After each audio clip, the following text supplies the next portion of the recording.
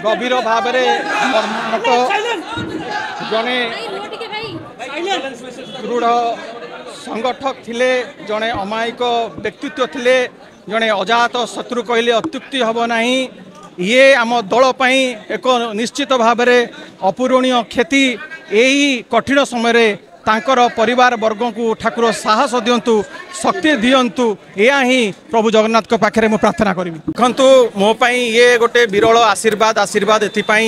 जे मते जी मनोनीत करिसंती 4.5 कोटी ओडियांकर हृदयर नेता सर्वमान्य नेता राजनीतिर जी महान संत और सेंट इन पॉलिटिक्स श्रीयुक्त नवीन पट्टनायक महोदय जो दायित्व देइचंती मुझे आंतरिक कृतज्ञता ज्ञापन करुच्ची एवं ओडिशा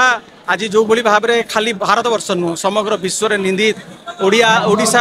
आज पछे पछे चली ओडिया मानकर मनोबल आज भांगी भांगी चली आज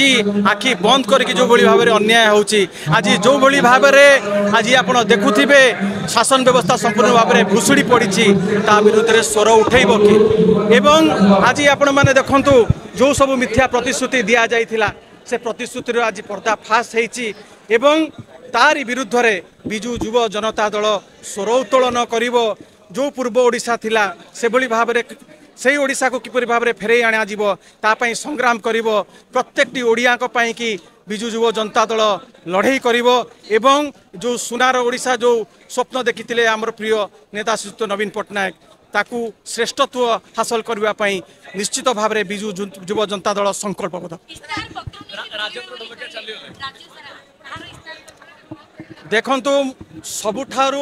अधिका धोखा जति क्या दि जाए ओडिशावासी को दि जाए सबु वर्ग सबु श्रेणी सबु जाति समस्त सांगे एमाने धोखा करिसंती जो इस्तेहार जहाँ जहाँ कही महिला मानक एककालीन 50,000 दवा 100 युवक को आम निजुक्ति दवा प्रत्येक पंचायत रू आज कही ओडिशा को स्वतंत्र मान्यता देवे आज कही जे रत्न भंडार गणति बणति करिवो एई सब मिथ्या प्रतिश्रुति देई से माने सरकार को आसीचंती भोट को एमाने चंचकता करिकी लोकों को प्रलोभन देखैकी मिथ्या कथा कहिकी आसीचंती तार मुखा खोला जीवो घर घर को आमे जीवा इस्तेहार भारतीय जनता पार्टी इस्तेहार देखैबा 300 यूनिट बिजली कुआडे गला ए कथा पचारिबा युवक आज ओडिशा पंजाब रास्ता रे उड़ता पंजाब रास्ता रे आज युवक माने बेकार युवक माने केवल ट्रेन रे दादन को जाऊना केरल रु बस आसिकी युवक मान को दादन पाई नहीं पड़े जाऊँगी आज युवक माने ड्रग्स रे कबलित से उद्धार करिया को पड़िबो सेतिपाई बिजु युव जनता दल संग्राम करिवो लड़ाई करिवो सचेतन करिवो।